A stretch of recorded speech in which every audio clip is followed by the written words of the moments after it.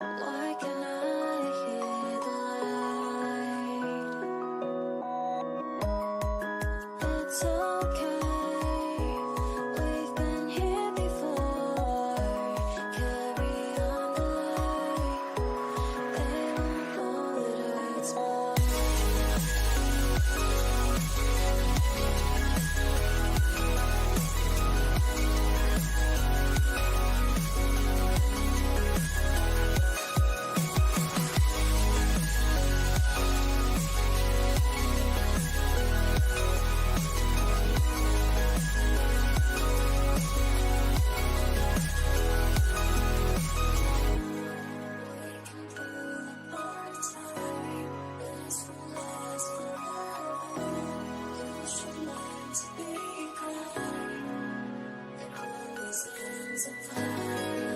It's okay, we've been here before. Carry on the light, they won't know it hurts more.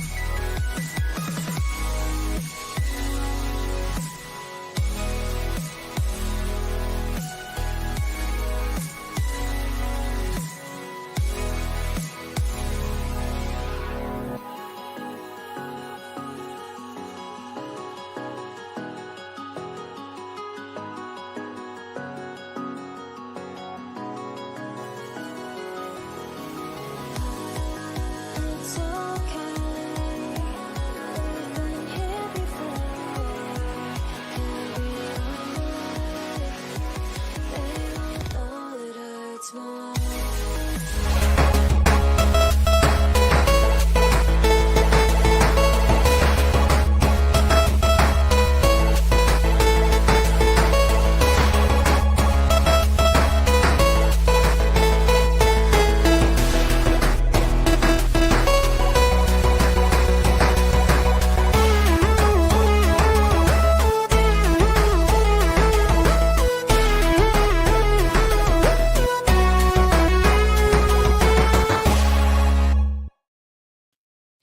Hello, and welcome to the HB Podcast, your weekly video game podcast. I am your host for this evening, your gracious host. I'm happy to be here. My name is Dave. Joining me tonight is the beautiful boy, the one and only Brandon. Brandon, how are you, sir? Hello, Dave. I'm doing pretty well tonight. I'm doing pretty well. I have a fresh and delicious Dr. Pepper with me. I have my bestest Canadian boy and the only Canadian boy I know. And that's not the reason you're the best. You just are the best and Canadian. It just happened out that way. And we're Benless.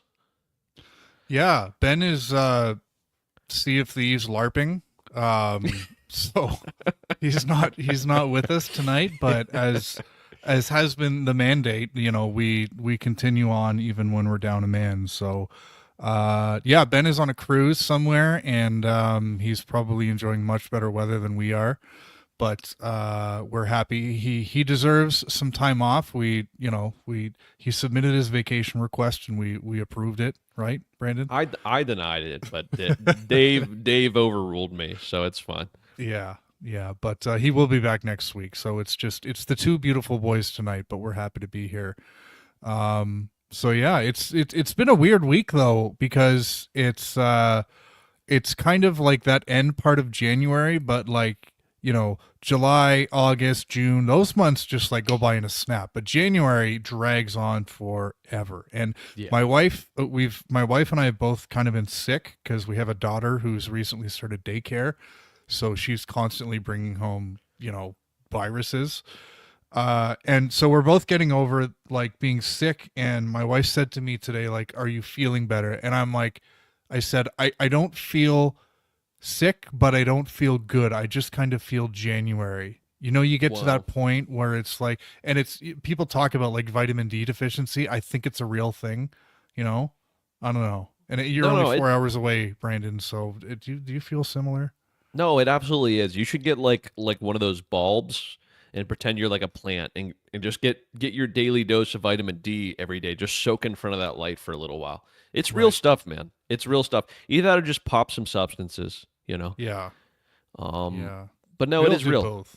Seasonal affective disorder. It's real. Sad. Yeah. It's real and aptly named. Right. Um, so yeah, it's been frigid cold. We've talked a little bit about it in the Discord. The winter polar vortex, I think, is what it's being called. Uh, Here in Western Pennsylvania, we actually had colder temperatures than up north, which was a strange thing. Well, once I deciphered what Dave's Celsius meaning was, I was shocked, and I told so many people that I was amazed. I was like, "You will never believe this." My boy up in Canada told me the temperature. I couldn't understand it. But when I did understand it, it was colder here than it was there, and I was in disbelief. So, you guys got to step up your game, as far as I'm concerned.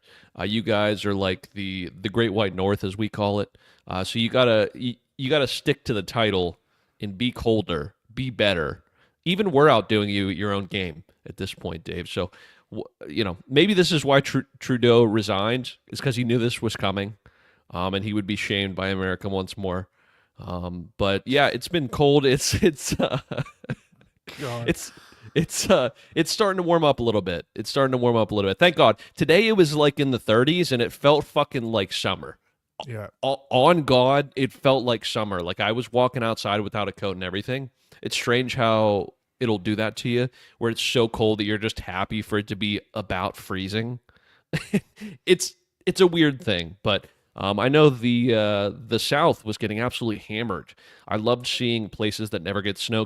Like I saw photos of like palm trees and shit that were just like covered in snow. I can't imagine how much flora just died completely. You know, one good frost, we know you take all your plants in that are delicate with the frost. They don't do that there. They just keep them outside. So I can't imagine all the homeless uh and the plants that died. So Yeah. um Edward Walton in chat asks, "How are you guys getting sick?" Brandon walking outside in below freezing without a jacket is how we're getting sick. Do you know what's helping me though, Brandon? And it was about this time last year. You were telling us about how Mo Bamba by Sheck West had overtaken dude, your internal dialogue, and yes.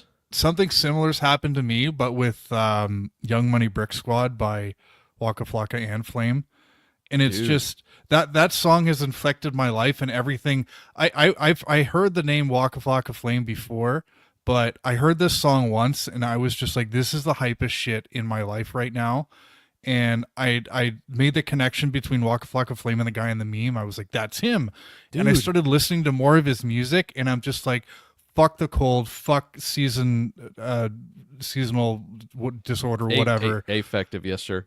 Yeah, and just Waka Flocka Flame is bringing me up right now. So Dude, you don't know about the turn up god about Flocka? apparently not. Dude, hard in the paint, dude. Listen to that. That gets the crowd bumping. It's No the one knows what hypest it music, means, man. but it sounds I don't play provocative. basketball, but I hear that music and I just want to go break some ankles. And I have a basketball dude. court just across the street. It's yeah, I don't know. But Waka Flocka Flame is keeping me. And do you get like earworms where you hear a song and it just does not leave your psyche for a long time?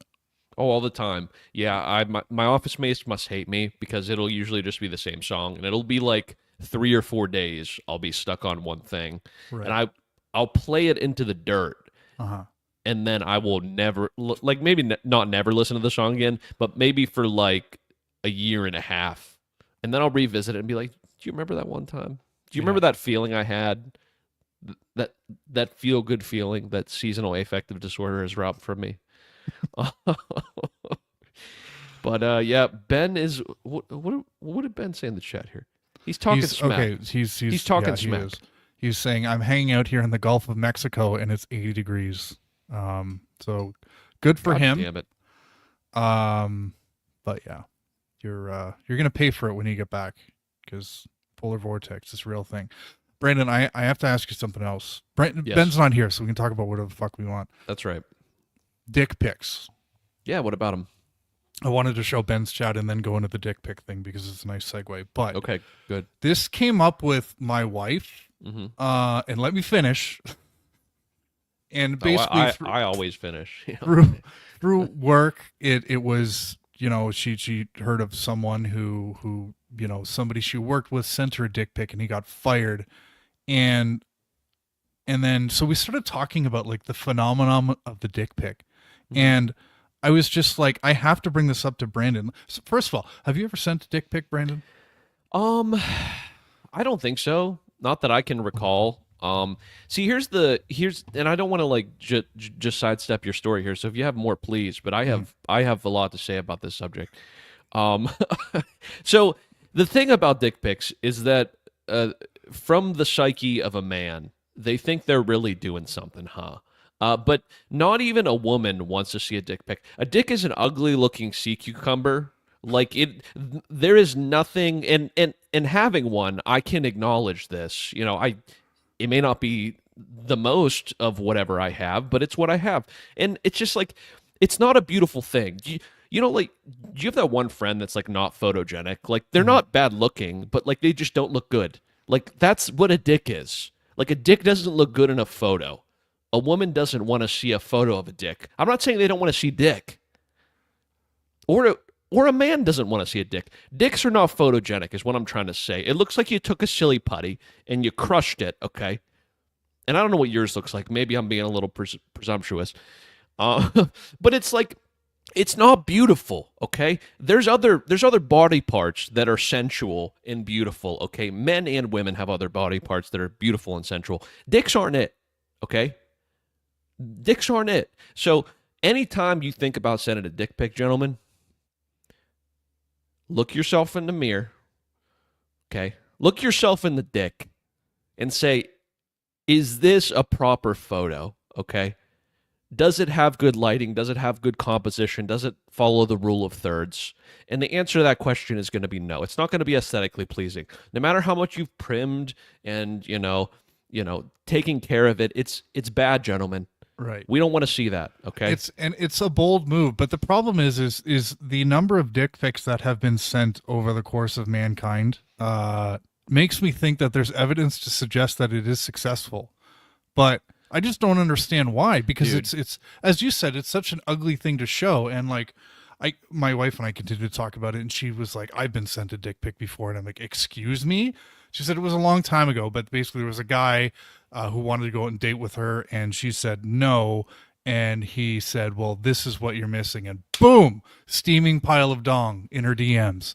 And it's like, well, like, I guess at that point you don't have anything to lose, but at the same time, it's like, that's the definition of a bold move, Cotton, and it's just, I don't get it. Yeah, I don't get it. man, you say there's success, okay? And I would argue that as a man, knowing how men are, it doesn't matter the percentage of success. At some point, men throw all reasonable logic out the window and just shoot the shot, even if it's full court. Even if it's full court with a deflated ball while laying down on the ground. They shoot that shot. You know what I'm saying? It doesn't make sense. It's not a good idea. It may be borderline criminal. But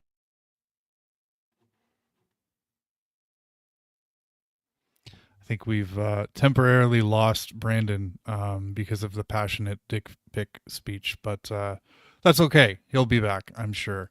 Getting back on track, of course, this is the HP podcast. This is a weekly video game podcast, and if you enjoy what you're hearing, whether it be dick pics or seasonal effectiveness disorder or whatever it might be, you can support us over at patreon.com/handsomephantom for as low as $1 a month, and you get ad-free early access to all of the content we put out, all of our podcast content. And yeah, it's you don't have support, but obviously we got bills to pay here, so we're happy to have you. You can also join us over at Discord at handsomephantom.com/Discord. great group of people there who love to talk video games and a whole bunch of other things that are savory and unsavory, but it's a good place to be. It's a nice, calm Discord channel, right, Brandon? There's not too many people in there. You can keep up with all the chats. Yeah. It's a good time over at Yeah. handsomefandom.com/Discord. So, And I'm back. I Yeah. keep freezing up. I don't know what the fuck the problem is. I'm being censored by Big Dick, as Moot says in the chat. I'm being censored by Big Dick. Something I wouldn't. I don't know nothing about. Yeah, I don't know nothing about that. let's get into the news. Quite a bit happened this week, I think. We're going to start with the oldest piece of news, which is the Xbox Developer Direct. I'm going to read a bit of an article here from news.xbox.com, the official source. During the latest Developer Direct, we showed off tons of brand new gameplay and provided developer insights on 4 upcoming games launching for Xbox Series X and S, PC, Game Pass, and Cloud, and even surprise released a bonus remaster along the way. We visited studios behind Doom: The Dark Ages, South of Midnight, Claire Obscure Expedition 33, and the never-before-seen Ninja Gaiden 4 to get an inside look at new gameplay footage, as well as key information from each game direct from the developers working on them.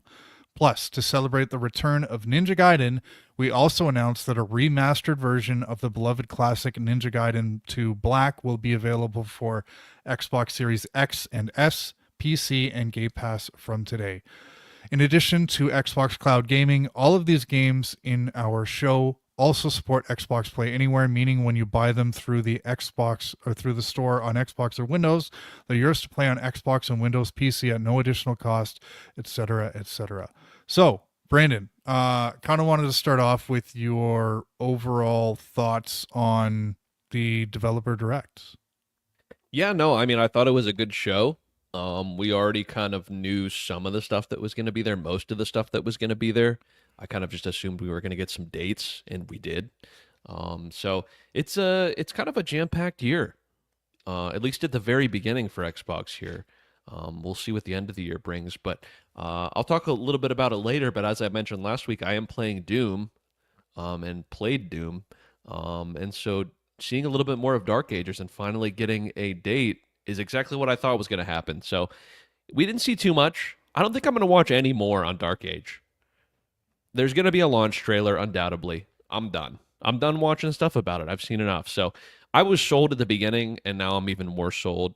We got a little taste of what's to come. But yeah, it was good, man. That and South of Midnight, I thought looked really cool as well. I always thought it had an exceptional art style. I'm a little bit, I don't want to say worried, but like intrigued of the combat. Even if this game looks beautiful and has a cool story, there's a lot of games that look beautiful and have good story and have awful combat, and I'm very much a gameplay forward kind of guy. So I'd say that's my 2 standouts for the show. I didn't know if there was anything else you had that was.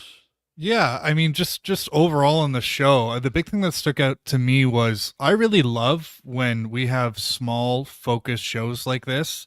Yeah. And everything you're seeing is like imminent. Like we're not getting teasers of something that doesn't have a release date. Like everything is April, the latest was May with Doom, and then obviously there was Ninja Gaiden 4 just coming out in the fall.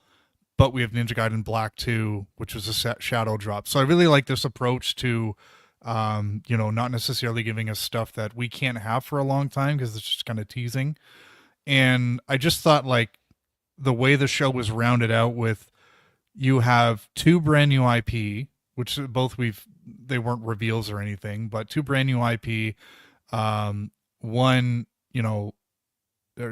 established franchises, one of which that has been kind of dormant for a little while. So I don't know. It was a really good approach to a direct. And I think everything I heard from people who watched it were like, this was one of the best we've had in a while. So overall it was a good show. Really good. You talked a little bit about Doom, and I'm also really excited for Doom: The Dark Ages.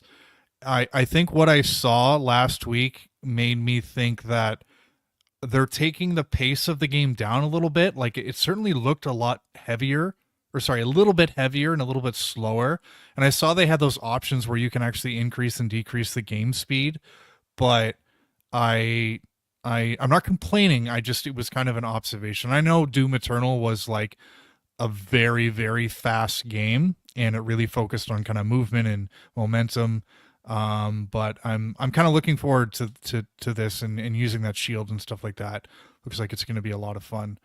The one thing I did notice from Doom that I'm kind of wondering how it's actually going to play out is like there's like a dragon you can ride, and there's like the Doom mechs, which were like cool, but they also seemed a little bit gimmicky, and I'm really worried that that might turn into like if it's just like a small piece of the game, then I'm cool with it. But I just hope it doesn't turn into a Batmobile situation like it did Right. with Arkham Knight. Right. But yeah, otherwise Doom is looking fucking awesome. Like it's Dude, I agree with you, and I think it's going to be slowed down a little bit as well. What did they say? I swear I saw this. I don't know if this was like official material that was like Doom 2016 was like run and gun, right? Doom Eternal was like jump and shoot or something like that, and Doom Dark Ages is stand and fight. right. Yeah, So, yeah. so like that's what I'm interested in because that was one of my biggest complaints. Once again, I'll preface it again. I'll talk a little bit more about it later. Playing Doom Eternal, but yeah, this is great. I agree with you as far as the gimmicky fights go. I hope that we're obviously like mostly and almost entirely focused on the normal Doom gameplay, but I do kind of like this break up in style. Like, I don't know, not that these games needed that because the combat ends up being fun and varied in other ways, but as long as it's not too large of a portion, I think this could be a cool additive, especially because the mech, let's be honest, the mech just looks like a big version of you. Like the dragon riding definitely does feel a little gimmicky, right? You're flying around and like in the trailer you were like attacking a ship or something on this dragon, right? And it could be cool. It could definitely be cool, and I'd be interested to see how they did it. They've earned my faith twice over. So yeah, I guess we'll see, man. It's There's the promo image of the dragon that I actually ended up using for the thumbnail for tonight's show because it's so metal. it's so metal, bro. But It's so metal. yeah, I hope it's fun. I just hope it isn't, and I really don't think it's going to be a big part of the gameplay. And I guess the other thing that really stood out to me is I have nothing against multiplayer, but I like that they're focusing on single player, and it appears that there is, or they said that there's no multiplayer planned for Doom: The Dark Ages, at least at launch. So, Which sorry. is good. Yeah, Which is good. Yeah, I mean, I'm assuming they could see the numbers. Well, I know they could see the numbers, and I'm guessing, I guess is what I'm trying to say, that they probably weren't yeah. as much as they put work into, because they put a fair amount of work into that. Yeah. I'm positive they had to have. So, I Yeah. was just a bit sour because that's what prevented me from getting the platinum in Doom Eternal was just Yeah. all the multiplayer stuff. yeah, that's very unfortunate. I loved the 2016 platinum, but much like you, I would have easily. It would have been an easy choice to do the platinum for me in Eternal if it would have been not been those for those multiplayer trophies. Yeah. So South of Midnight and Expedition 33. South of Midnight, I love this like this stop motion kind of cell shaded visual style that they're going with. beautiful, man. And just the setting and like the rockabilly swamp rock soundtrack is really cool. And I think all the lore and mythology is like Creole myth or something like that. So it's a Yeah, really dude. unique setting. And it's a similar story with Expedition 33. And again, I've said this 1,000 times on the show. Any new IP that does something that doesn't have anything to do with zombies or post-apocalyptic or military shooters or ninjas and just tries something really cool, I think is worth giving attention to. Right. And like I said it in the Discord, but Expedition 33, like my Neanderthal smooth brain has a really hard time with turn-based combat because it's just slow, and like if I'm navigating through a menu, I feel kind of disconnected to the actions that my players are taking. So when a game like this can compensate for that with like just these out of these world visuals, I'm paying attention. So Right. like you said, like it's not really something that's in my wheelhouse, but it's also cool enough where I'm kind of thinking about playing this game, and everything's on Game Pass, so it's like Right. there's no real risk to trying anything out. So Yeah. yeah. Anything else you want to say about South of Midnight or Expedition 33?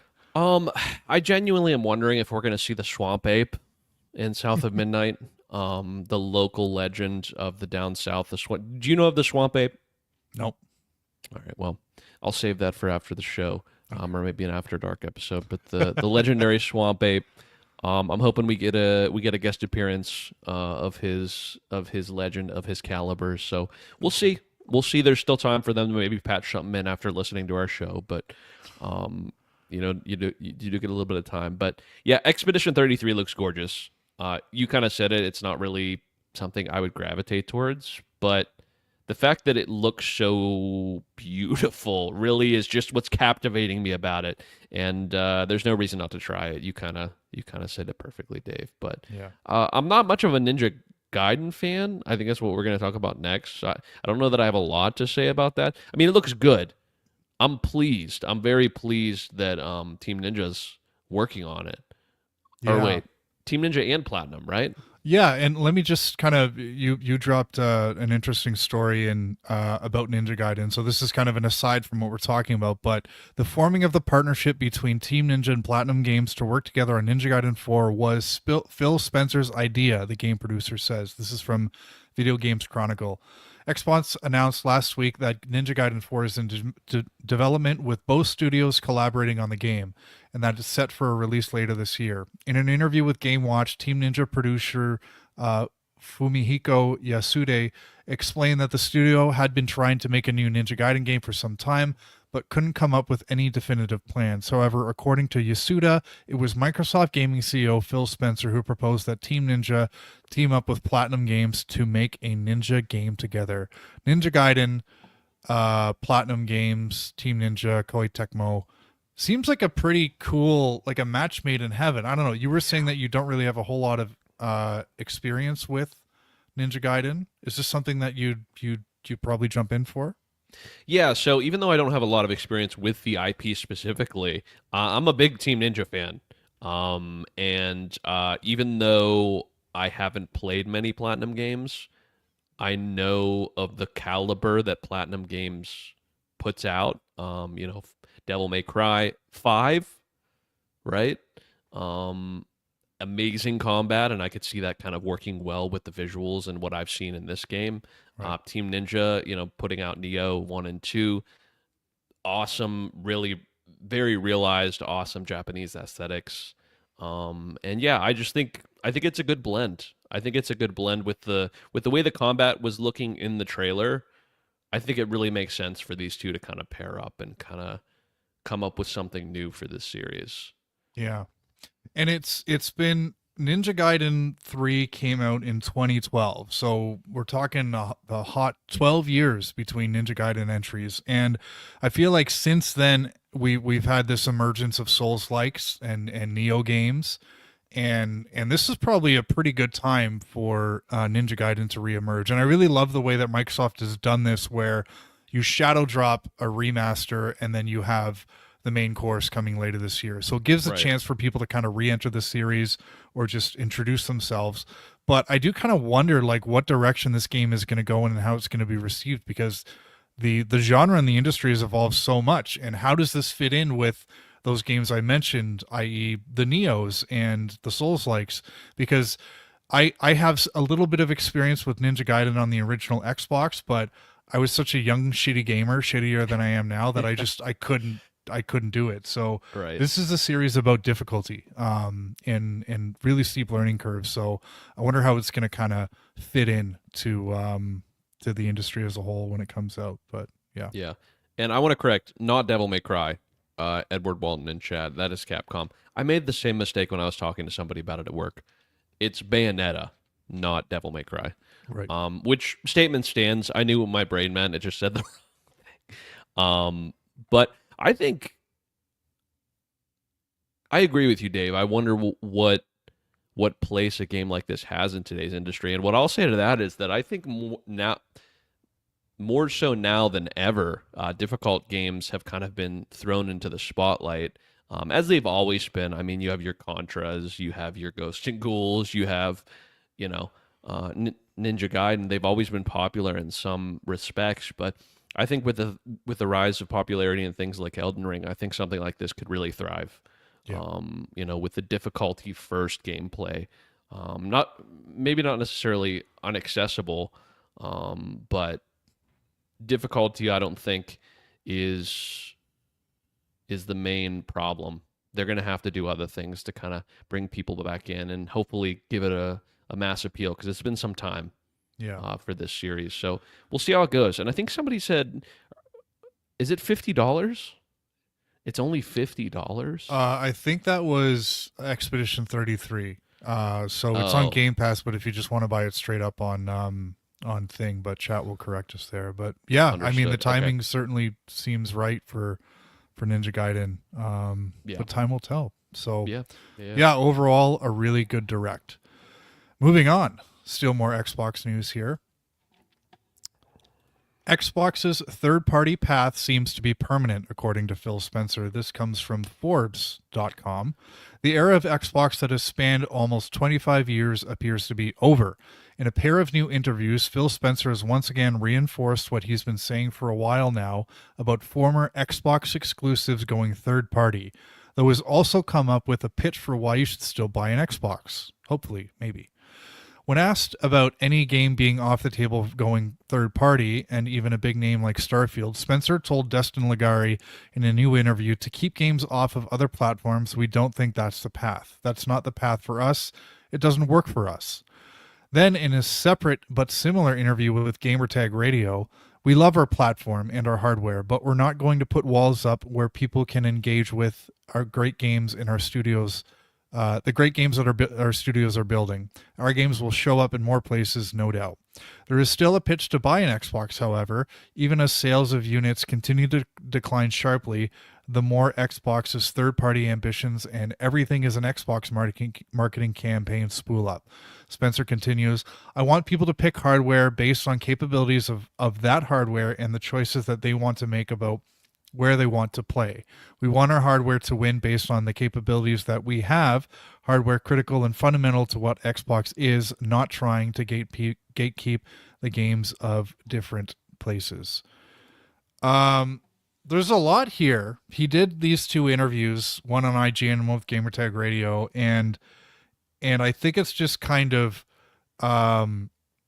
starting to really reaffirm what Microsoft's long-term future is going to be. And I think this is interesting because, we're starting to just kind of get into a point where we're assuming that, everything that Microsoft has in its log of games is going to be multi-platform. We've just lost Brandon, so I'm going to soliloquy here for a little bit.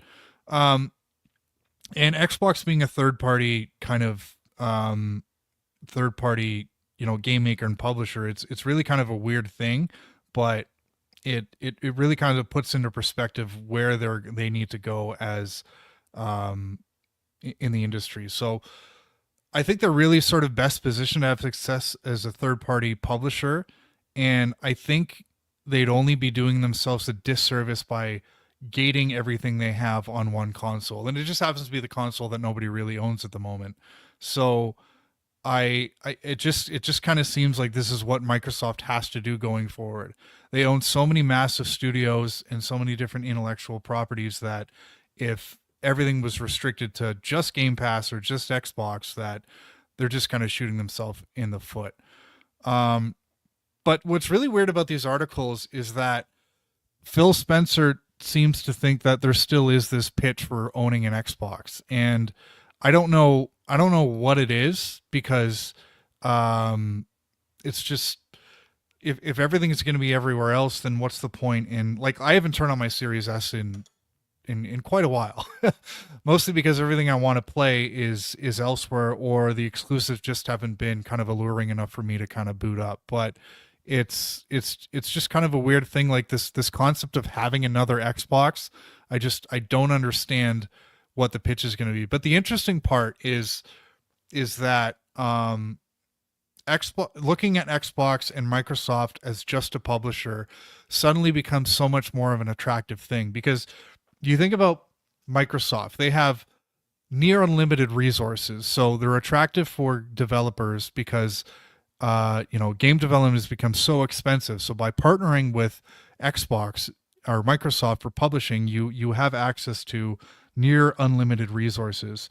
The second thing is you get pretty much a fast track to Game Pass, which is always a good thing for, or maybe not always, but in many cases, it's a really good way to get your game in the hands of gamers without kind of having the risk of them not wanting to buy it. And the third thing is, if Microsoft is now a third party, then you kind of guarantee that everything that you publish with Microsoft can go directly onto PlayStation, PC, and maybe even one day Nintendo. So I don't really understand the long-term pitch of hardware for Xbox, but they could have a pretty interesting foothold in the market when it comes to publishing going forward. So it's going to be an interesting few years moving forward with Microsoft. But yeah, I really need to see what they do from a hardware perspective and what kind of boxes they end up putting out there. I'm going to go to the chat here for a second, just in the absence of Brandon. So Tom 909 says, seriously, yes, Microsoft as a publisher is a great prospect. I think the Series S was initially a good proposition, but overall a bad product in the long term when moving to a new generation, a bad gamble. I was thinking about this earlier today, Edward, and my thing about this is there's still so little. I look at my PlayStation 5 and there's still so little on my PlayStation 5 that I'm like, this is really pushing my hardware. So the idea that the Series S is holding anything back, and I'm not sure if that's the point you were going for, but I don't really buy into that. I do agree that the idea of having two different SKUs, the Series S and the Series X, was maybe not the best approach, but I don't really know if I buy into the whole idea that it's really kind of holding back some of the software that Microsoft is developing. Brandon, you're back. This Xbox third party story, what are your initial thoughts on kind of Microsoft dedicating themselves to being a third party publisher? Yeah, I mean, I think if I was streaming on an Xbox right now, I wouldn't have got a blue screen of death. My computer wouldn't have shut down. It would have just worked all the time. One of the many drawbacks of PC gaming. But yeah, I mean, I don't have a problem with the S. As someone who is interested in pushing the medium as far as it can go, I don't think the Series S is a good long-term goal. I think it's going to do nothing but mar the development process for games that are trying to push forward in graphical fidelity, especially the fact that they're, kind of forcing parity essentially still.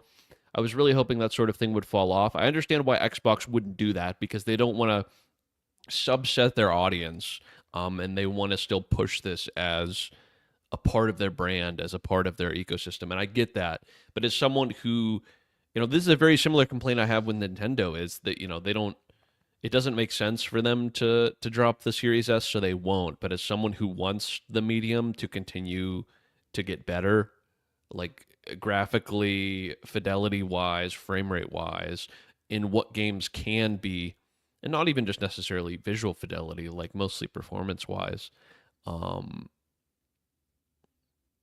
yeah, I think that the software should come everywhere. I kind of missed part of that conversation as well, but I do think that the Series S is kind of a challenge Right. for some developers, and I personally would like to see it go, but it won't. It doesn't make sense for it to go. So I'm not sure if I'm understanding this correctly, but I think I might be being accused of being an Xbot in the chat. Dave, are you an Xbox? Might be time to look in the mirror. You're an Xbox these days, Dave, says Tom.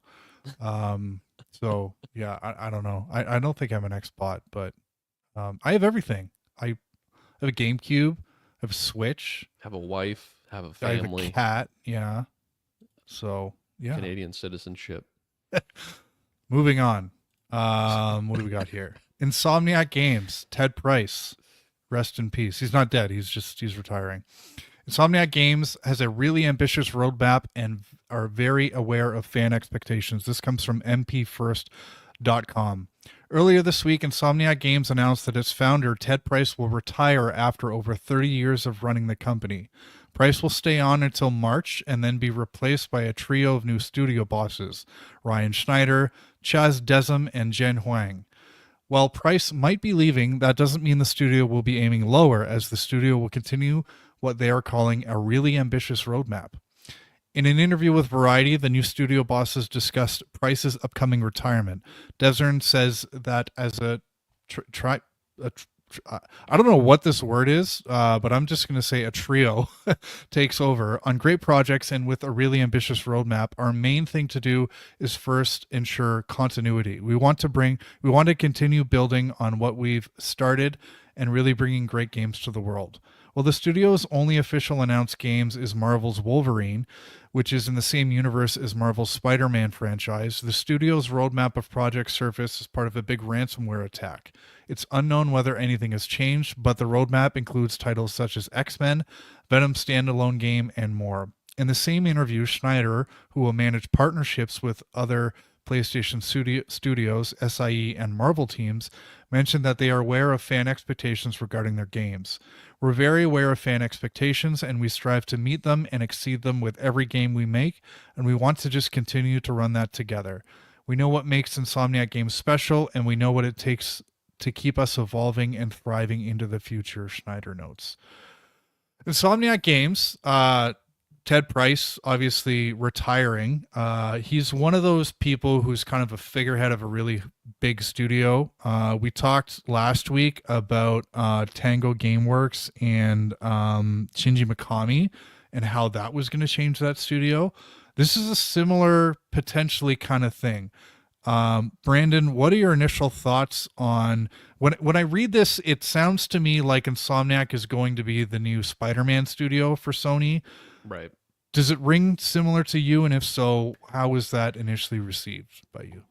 Yeah, I mean, what I'll say first about him leaving is that I think that whenever you have such a strong person at the top, not only is it difficult to see them go, and a lot of the,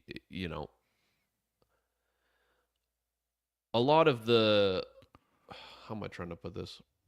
It's difficult to see them go, and I think it's strange that they're choosing to split it up amongst three different people. I guess that's what I'm trying to put eloquently, but I'm not really able to do that. I think that whenever you have a clear path forward and a clear leader, it would be difficult to place a single person into that role at all, let alone now having three people share a vision moving forward. So I think they're kind of up against two different things right now. It is a hard transition from somebody that's been there for so long, but the fact that you have a potentially more diverse view set, and maybe some different motivations moving forward is going to continue to make it difficult for them. But I don't like the prospect of Insomniac becoming the Spider-Man team. I think that Spider-Man 2 was a little bit tired. I really enjoyed the first Spider-Man game. I really, really enjoyed Miles Morales. In fact, I think Miles Morales is the standout of all the titles. I think it's a perfect price point. I think it's a perfect length. Everything about it was wonderful. And I think even though Spider-Man 2 added some panache, added some very small improvements, I think overall the product was more of a whimper than a bang for me. So yeah, I don't know. Unless they change stuff up quite a bit, unless we get that Venom game or we get a Carnage game, something really different. I would hate to see this talented of a studio kind of be stuck with that sort of thing. Even though it is big budget and Spider-Man pushes units, I want to see them continue to kind of push the envelope, because how much of a splash did the first one make, right? Right. And you can never quite recapture that lightning in the bottle. I mean, we even saw that sort of thing with God of War and God of War Ragnarok. It's so hard to follow up with something that's so revolutionary and different and great, and have it not feel kind of stale by comparison, not by to the standard of the rest of the industry, but by comparison to the game before it. So, yeah, I don't know, man. it's going to be interesting for them moving forward. I want to have faith because, the talent's there, but I hope the talent stays and it's not kind of, I don't want to say mismanaged, but I hope they continue to focus in a way that they were able to with their original and tenured figurehead. So, Yeah. I don't know, man. Sony has changed so much, and I know they control so much of what this studio and studios like them in the first party do. So I don't know. I'm not as hopeful. And the Spider-Man franchise it's going to sell really well, and a Wolverine game is going to sell really well, and a Venom game is probably going to sell really well. But I also want Ratchet and Clank, which Yeah, me I don't too. think the last one sold really well, but it probably cost a lot of money to make. Yeah. And I really want Resistance to come back, and I really think that Sony needs a game like Resistance right now, and make it live service. I don't care. It's just Sony needs a really good first person shooter, and like Resistance was so good. But Well, I don't think that stuff's gonna happen. And in this day and age where like game development is costing so much money, right. it's like you have to have sure bets, and these gambles, it's just like that's why like the Expedition 33 thing and South of Midnight are such refreshing things, because those are not cheap games to make, but like Right. Microsoft is clearly willing to take gambles, whereas I'm just afraid Insomniac is going to turn into the Spider-Man studio, and that's not cool to me. So Yeah, yeah, I don't want that either. Although, you bring up a good point about Resistance. I was a big Resistance fan as well, but I wonder at this point if would they be any good at making a first person shooter with the way first person shooters have advanced? You know what I mean? I'm not questioning their ability as a studio, but what I'm saying is that's like a very different type of game than they put out in a long time. So even though I agree, I think it would be great. I would almost be a little bit concerned that, you slap a live service model on it or you slap a type of game they haven't made in a long time. Even though I would want that, I would almost be a little bit concerned that it would kind of be difficult for them. yeah. You know what Yeah. I mean? So, You're probably right. And we always assume that like the people who made the games we love from 10, 15 years ago are still there. And it's just like, yeah, that's it's rare. like, yeah. So I don't know. It's sad to see Ted Price leave, but he had a hell of a career and we'll always have the games he made. So yeah, onward and upward, I suppose. Absolutely. Moving on. God of War. There are reports that the next God of War game is reportedly centered around Egyptian mythology. This comes from insider-gaming.com. The next God of War game could be making its way to Egypt. According to a report from Daniel RPK, Sony is currently casting for Middle Eastern actors for a new game. Sony is casting Middle Eastern actors for an unknown AAA game, which is likely to be the next God of War that explores Egyptian mythology, the report says. It's important to note that this information has not been confirmed or independently verified by Insider Gaming. Until that happens, please take this news with a grain of salt. But moving to an Egyptian mythology wouldn't be surprising should it happen. The God of War saga began in Greek mythology before shifting to Norse for the modern games. Moving to a new pantheon would make sense for the next era of the franchise. As for Egyptian specifically, it's been mentioned in the past that Sony Santa Monica originally considered centering the game around Egyptian mythology for the 2018 revival before settling on Norse. Brandon, you played God of War 2018 Yes. and you played Ragnarok. Yes. Did you play the DLC?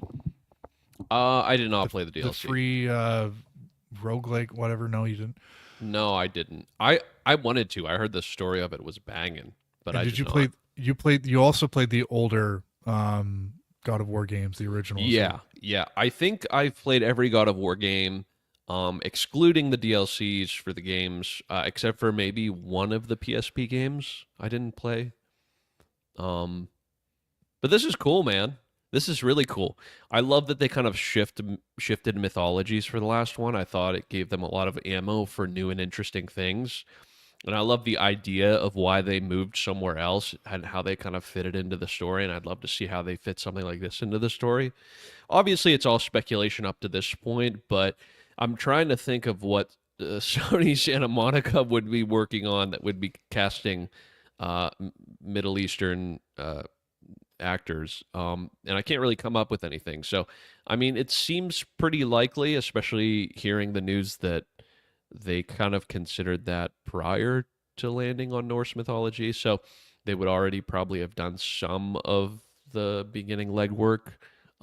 So yeah, this is awesome. Obviously, Egyptian mythology is rife with monsters, with tales, and I think it would fit really well, having known the God of War and the type of monsters that he's fought prior. So yeah, I think there's a lot of ammo there. And I'm always, always, always excited about God of War. It's one of the best series in gaming and has been for 20 plus years at this point. So,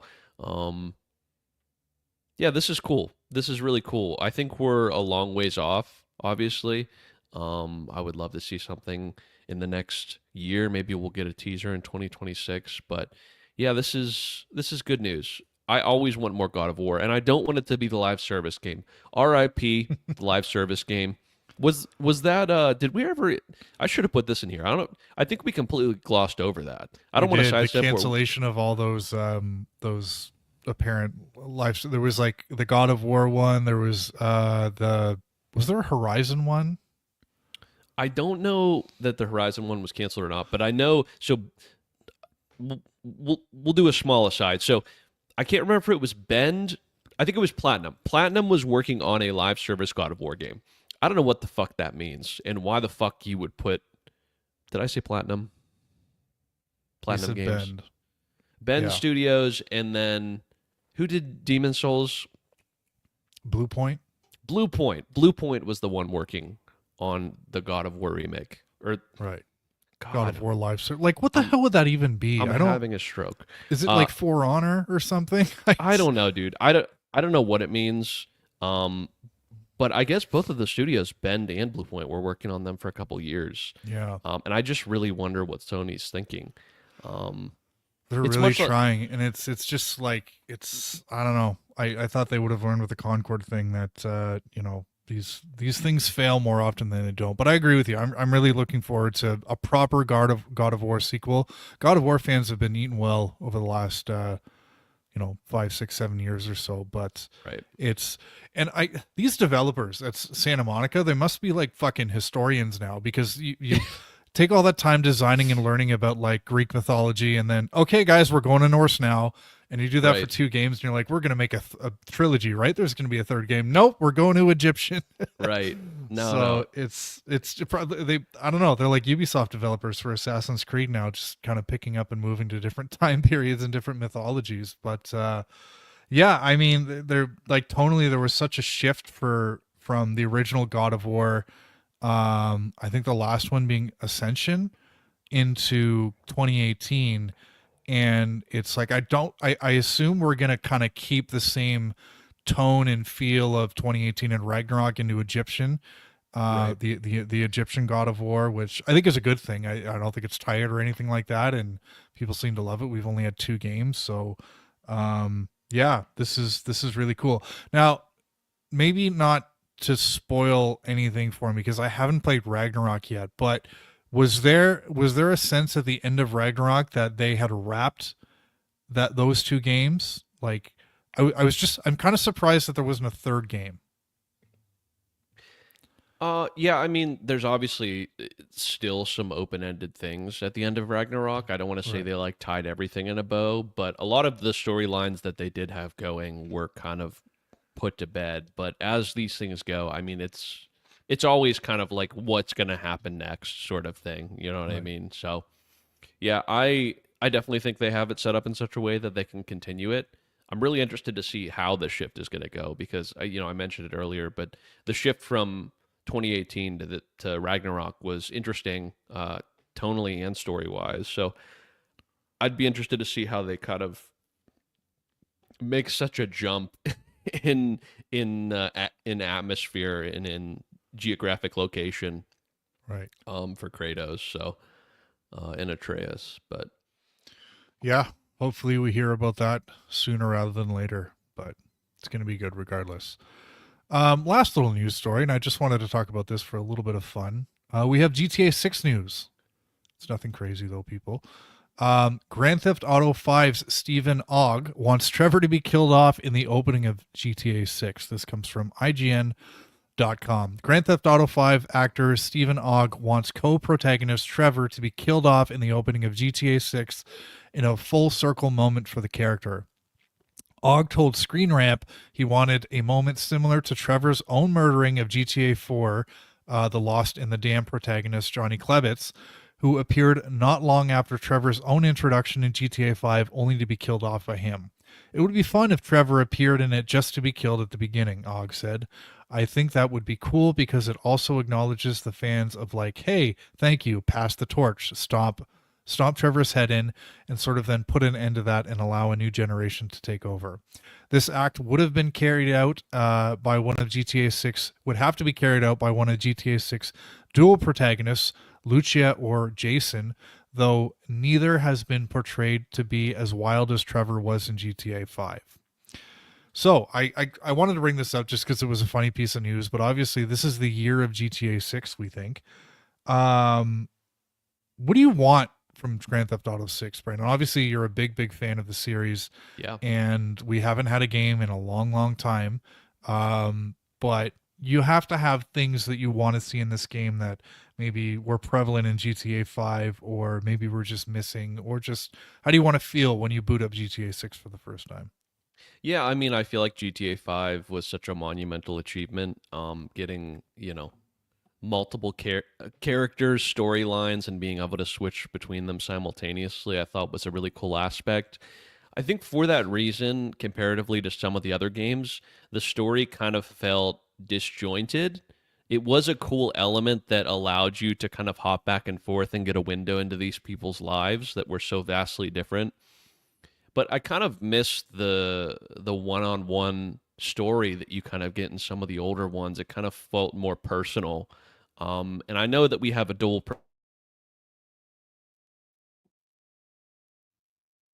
we may have lost Brandon again, but I want to pick up where he left off because one of the things that I really loved about GTA 4, I always mess up the numbers, is like I don't know if Nico Bellic was a protagonist that people love to hate or if he wasn't really that popular, but at the end of the day, I felt like I really knew who Nico Bellic was, and I just kind of enjoyed that connection with him. And Brandon's right, like you really didn't get that same experience with GTA 5 because you're just kind of jumping around, and I think the game still did a really good job of character development, but at the same time it was like there was so little focus on one person's kind of development or progression through the story. So that would be cool, and we are still getting two protagonists, so we're not going to have the same focus as we did in GTA 4, but hopefully going from 2 down to 3 would make it a little bit better, and they're related too, so I don't think there's going to need to be too much individual setup. But the other thing that I'm really hoping for in Grand Theft Auto 6 is I really loved Grand Theft Auto Vice City. Like that was a game where I owned the strategy guide and I memorized the map, and like it was to a point where I didn't even have to look at the mini map. Like I knew exactly where I was at any given time, and if I had to go to this place, it was just like driving around my own town. Like I just kind of knew where I was. It's not really a big deal because I mean at the time that game was a lot smaller, but I want to feel like I'm back in Vice City, and I know the map is going to be a lot bigger, and I know there's going to be a lot more detail, but I just hope they find a way to kind of marry that little bit of like familiarity with Grand Theft Auto Vice City into GTA 6, because I'm really excited they're going back to Vice City, and I just kind of want to feel a little bit of nostalgia. And yeah, other than that, I don't know. Maybe less toxic players in online. I tried that a couple times playing online, and it just was not really fun at all. But yeah, a couple points from the chat here. I also hope the map leaks were right, because if we get Orlando at the top of the map, I'd love to see Rockstar make a Disney World that you can mess around in. That's from Benji. That would be really cool. And I don't know, was there a lot of like actual landmarks that were in Grand Theft Auto 5 that were in California. Like there was the Vinewood sign, which Hollywood sign. I'm trying to think of other, like I'm not super familiar with California, obviously, but yeah. Ed Casty says people like Nico Bellic. They just made jokes about the get your groan ready ludo narrative dissonance of Nico regretting the violence in his past, and then you the player killing 100 people. Yeah, that's true. I remember his cousin was really annoying too, just because he was constantly calling you to play pool and darts with him and stuff like that. So yeah. Benji also says I need the level of Red Dead Redemption's 2's detail in Grand Theft Auto 6. Grand Theft Auto 5 to Red Dead Redemption 2 felt like an insane jump graphically.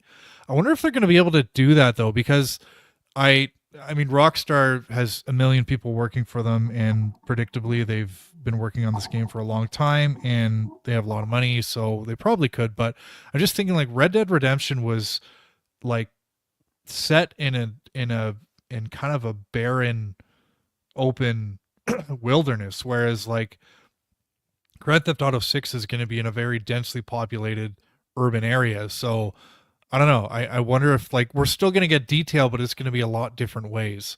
So yeah, it's going to be interesting to see what direction they go with it. But yeah, Grand Theft Auto 6, hopefully later this year. We're going to jump into now to what have we been playing. Hopefully Brandon will link back up with the stream. But me, I haven't really been playing anything new, except for, no, yeah, nothing new, but I've been playing more of Hollow Knight, and, I'm in what I hope is going to be my least favorite area in the game, which is the fungal wastes. I say that because I'm not having an awful time, but it's not a fun place to be compared to the rest of the game. And I just kind of, I think my only issue with it is there's a lot of enemies who like you kill them and then their corpse explodes. And I'm cool if like one or two enemies do that, but like there just seem to be a lot of them. But the worst part about this area in Hollow Knight that I'm in right now, Brandon, is it's called the fungal waste, is there's these stupid fucking mushrooms that you have to bounce off to get to different platforms. But you can't just jump on them to bounce. You actually have to attack downwards to get yourself to propel up. And it's like the timing's all weird. I'm playing on Switch, so maybe it's my controller, but kind of an annoying area, but it's okay because I'm still having a really good time. And I actually think I just cleared it. But yeah. Borderlands 3 is the other thing I'm playing. Derek O, to answer your question, the platinum is going well. I just popped the trophy the other night for finding all named locations in Pandora. That's a big deal because Pandora, I think, is the largest planet in the game. After I finished that, I went straight to Eden 6, and it turns out that I had done most of the exploration for Eden 6 when I previously went for the platinum 4 years ago. So it looks like a lot of the work there is done. Yeah, I just have to wrap up kind of finding all the named locations and finding all the targets of opportunity for Zero, the claptrap pieces, and the other two crew missions you do. You don't have to do. There's one crew challenge that you don't have to complete. But anyways, it's going well.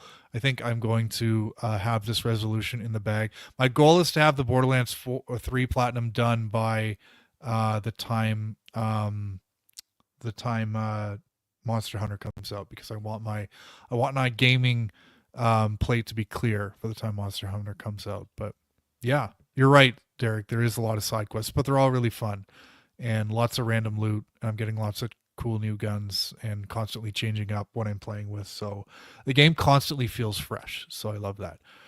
Brandon, what have you been playing? So I finished Doom Eternal. I'm gonna try and keep it short and sweet because it seems like my RAM might be shitting the bed or something. I don't know what's going on with my computer. But yeah, I finished Doom Eternal. I can confidently say that 2016 is my preferred game of the two, although I did enjoy Doom Eternal much more on mouse and keyboard. One of my biggest problems with the game was the constant need to cycle through weapons. I found that to be much easier on mouse and keyboard. And I also found the Marauder to be significantly easier on mouse and keyboard, which was something that I kind of remember struggling with at the time of the game coming out. So amazing game through and through, visually, soundtrack wise, performance wise, 10 out of 10. Still one of the best to ever be made.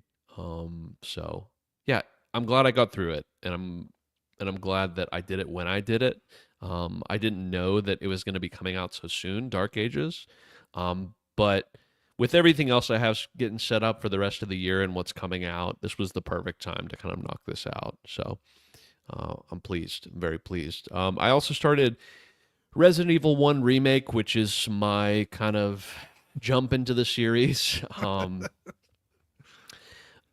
Honestly, just knowing myself, I think I'm really going to have a hard time with this game.